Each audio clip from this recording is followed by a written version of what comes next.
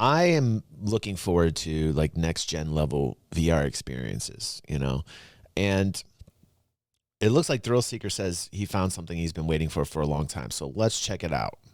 If you've been watching this channel for any period of time, you'll know that I'm kind of obsessed with this idea of blurring the line between reality and virtual reality. I've shown the highest end of VR, and I've talked about how eventually we'll all have this reality-altering technology at home. And well, I've got a bit of an update on that, and it's from a pretty unlikely source. After some convincing, I got HTC to let me show off what they've been working on under the hood. A trippy reality-bending experience that turned the real world around me into a virtual playground, fusing the digital and physical with mixed reality in a way that before this was only accessible by the highest end of hardware, which is just about inaccessible to everyone. But that's not it. We also get to see firsthand a VR device that's the first of its kind ever, a self-tracking tracker that I think is going to change a lot more than just full body tracking. And none of this stuff is on the market yet. It's all pretty secretive. So we're gonna have to head all the way to San Francisco to try all this stuff out.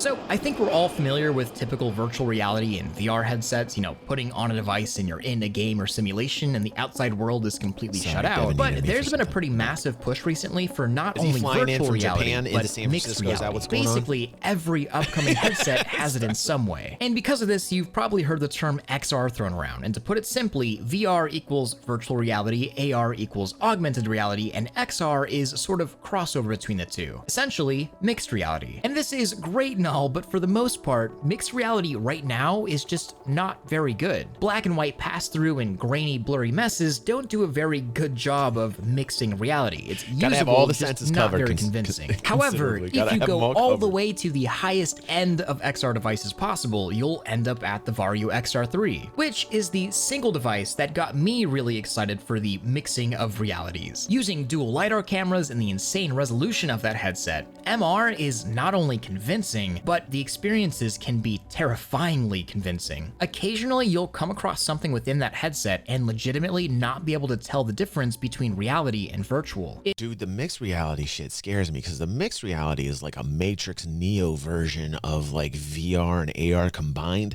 The MR experience is like something that I think my brain would bust on. Well, are you guys in agreement with me when you're taking like elements from real life and elements from virtual world and putting them to like together into this MR kind of experience? Don't you think that kind of fucks with your brain and maybe like disconnects some like connections that are really important? Jesus, Starlet, what is it going to do to my brain? I feel like I'm going to have scrambled eggs inside of my head. Like I'm not going to know what's real, what's not. I take the headset off. How do I know I take the headset off? You see what I'm saying, Starlet? You see where it starts? That's how it starts. Once you get to the MR world and you're really in that MR world, dude, when you take off that headset, how do you even know? How do you know that anyway? Holy shit, hold on a second.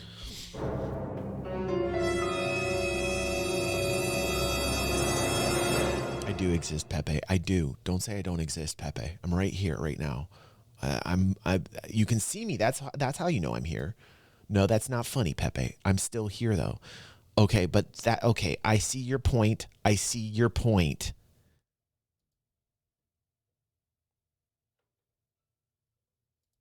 It really messes with your head, and once that happens a couple of times, yeah, mixed reality starts sounding pretty exciting. But there's a pretty big problem. The XR3 is an $8,000 enterprise headset that also needs a pretty beefy PC to even power. It's cool, and it's become my pseudo bar to hit for devices, but it's completely inaccessible. And since making all of my Vario videos, I have had one hope, and that's to be able to see the highest end of features eventually trickle down to every headset. And this is the first time I've actually seen that happen. So this is the XR Elite mixed reality demo. This isn't a review of this headset. Don't worry, we'll get to that eventually. I've got a lot of things I need to address regarding it. Instead, I want to focus on a really cool, trippy experience. That's Fia. The exciting thing of blending. By the way, that's Fia, who commented so nicely on this earlier. We talked about how Fia had commented. That was Fia. That's ThrillSeeker's girlfriend here. Let's get back to the wonderfulness. But I just want you guys to make that connection.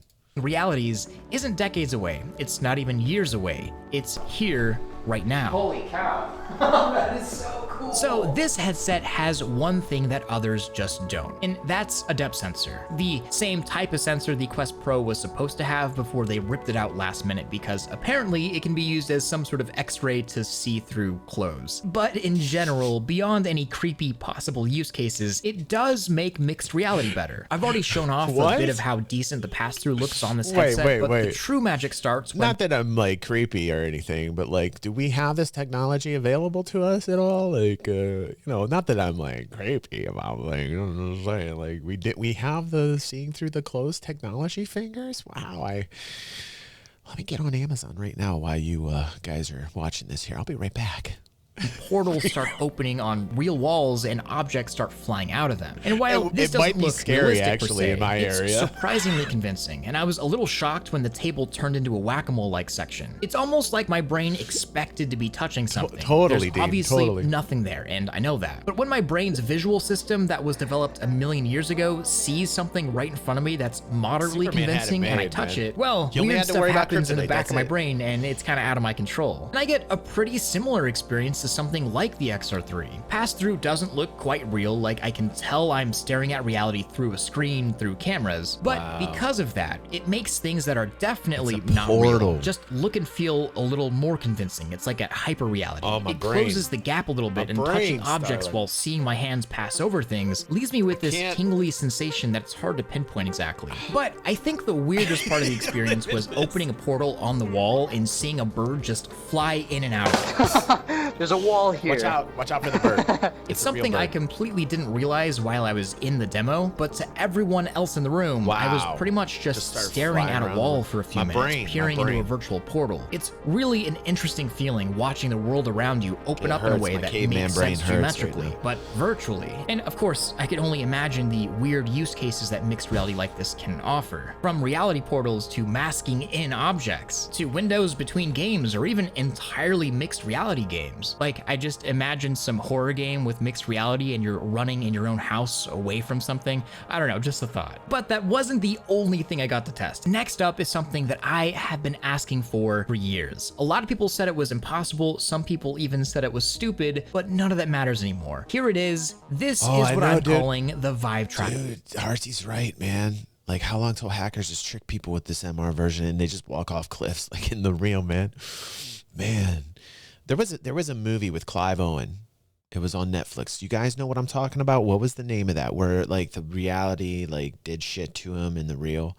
God, what was the name? It was pretty decent. It wasn't great, but it was decent. It was a decent watch if you had nothing else to watch. I'm gonna have to look that up while we're watching. I'm looking it up now. Standalone. They actually don't have a name for it yet, so I guess I'm naming it. So I've been a big fan of full body tracking for a long time, as I'm sure you know. It's called Anon. As camera-based tracking for headsets catches on as pretty much the norm, I've wondered why not just throw a couple cameras on a tracker and track those the exact same way the headsets do. I thought it was decent. Here we are. So I know for people that don't really care about full body tracking, a new Vive tracker may seem a little boring or inconsequential, but I want you to instead think of this as a tool that we've never had before in VR. Imagine just for a moment being able to track anything, anywhere, in conjunction with any hardware with perfect sub-millimeter accuracy. Could be your legs, of course, could be a coffee cup so you can see it in VR, could be a camera used for virtual production, or it could be used to turn anything into a controller. The potential is kind of limitless. And previously, the only way to do this was with Vive trackers and base stations, which are expensive and require a controlled environment. And of course, there are other solutions, but they're either significantly less accurate or limited, or significantly more expensive, which is why this newest SLAM-based tracker is kind of a big deal. SLAM being simultaneous localization and mapping. With 2 cameras and a built-in processor and their own built-in battery, they're their own unit. It's kind of like having a few Quest Pro controllers strapped to your body. And the tracking quality with the Vive Tracker S felt the exact same as a typical Vive tracker. It actually felt kind of weird having these on,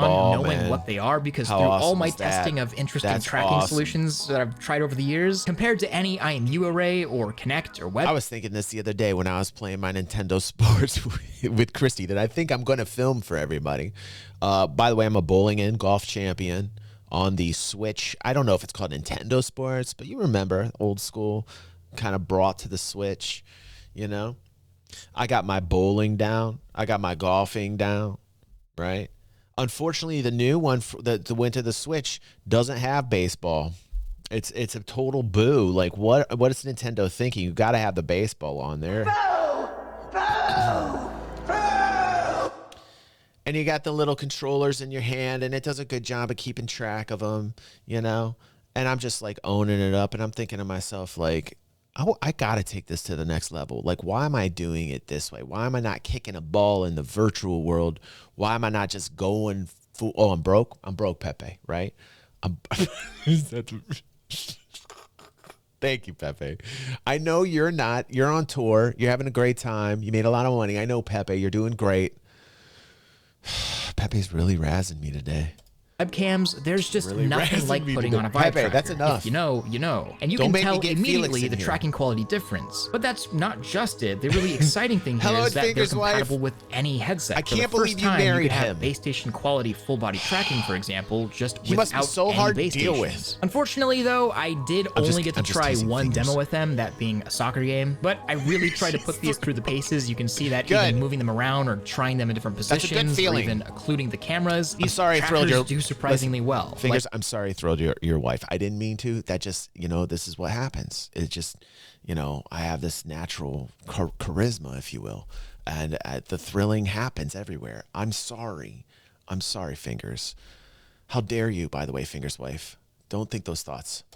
Like sub-millimeter Vive tracker level well. And not gonna lie, this does kind of have me looking at my base stations a little funny. But again, I want to talk about the really exciting part about these. They're entirely standalone. Don't ever refrain here, They don't even have to be connected to a VR headset to be tracking spatially. There's no refrain here. You just have this cool little puck that knows where it's at in space at all times. You can use them in all the same ways we've used Vive trackers for years, but of course, because they're standalone and don't require to be in line of sight of base stations, the use cases are kind of expanded. Throw them on a set of paddles, turn a beanbag into a tracked object in VR, throw them on a cat. I don't know. I just find it. Look at this dude. This is like how I would be. Like, hold on a second. Whoa.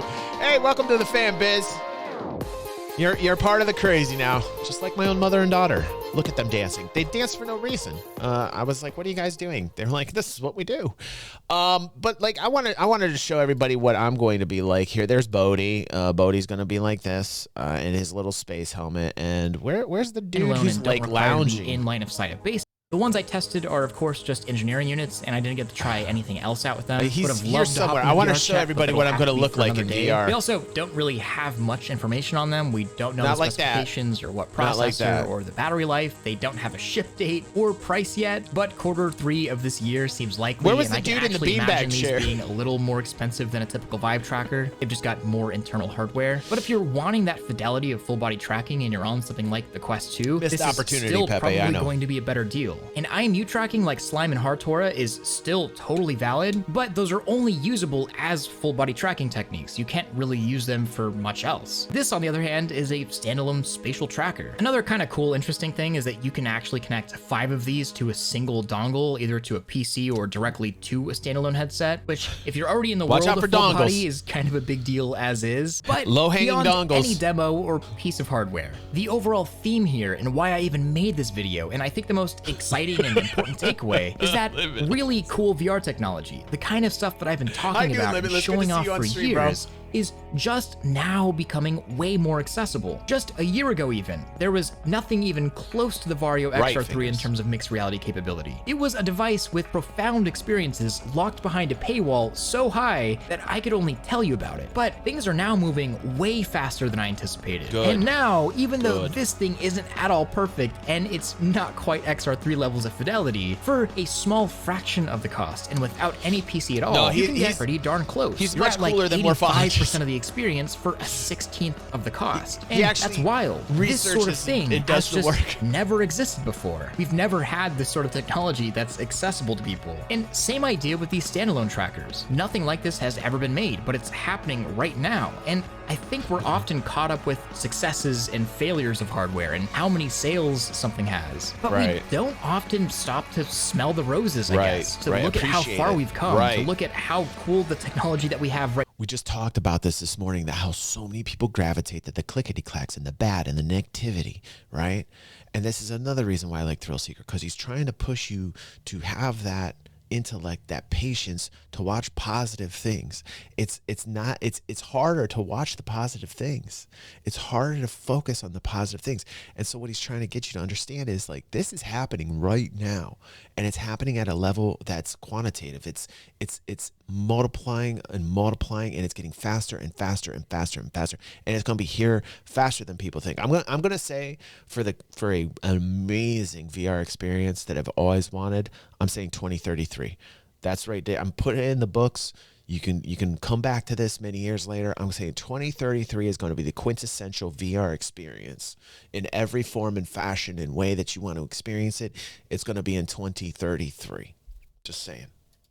Right now is, and at how fast we're moving technologically. If this is where we're at now, well, we got a very exciting, but also maybe a little terrifying next decade ahead of us. And you get a rim shot for that. I made last year on the like, I'm not going to be here. Reality, so things are about to get a whole we'll tell lot you all about pretty it soon here. Meta's entire new headset is pretty much a mixed reality headset, and that's a device that will be in more people's hands than any before it ever. It's something that not many people are talking about because mixed reality isn't this sexy thing. I don't think it's easy to really talk about unless you experience it. But right now, we're watching the previously inaccessible technology become the norm, which makes me wonder what's behind closed doors. Oh, did you guys see this is where we're at right now, and I don't know if we're even ready for that, let alone what I know is brewing out there.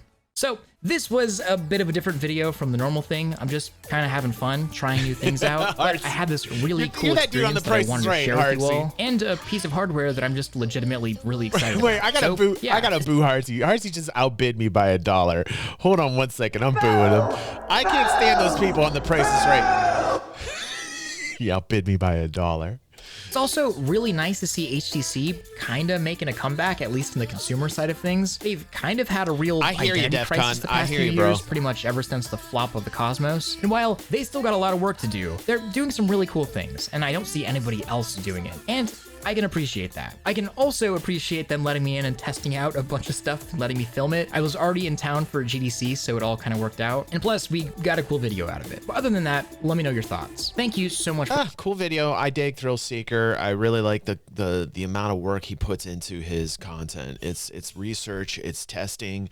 It's something I want to see from somebody in that space who's involved in it, knows what he's talking about, is very opinionated. Dude, I'm all about that. And I'm glad he's in this space. I'm glad he's showing us the new tech. I would say the advancement of VR are because of people like ThrillSeeker, those content creators who go out there and show people what's going on, to adopt it, to adopt that technology, to further the growth of the industry. And I think ThrillSeeker is very responsible for that, and I dig his content very, very much. It is now time for a DG 360 Spotlight.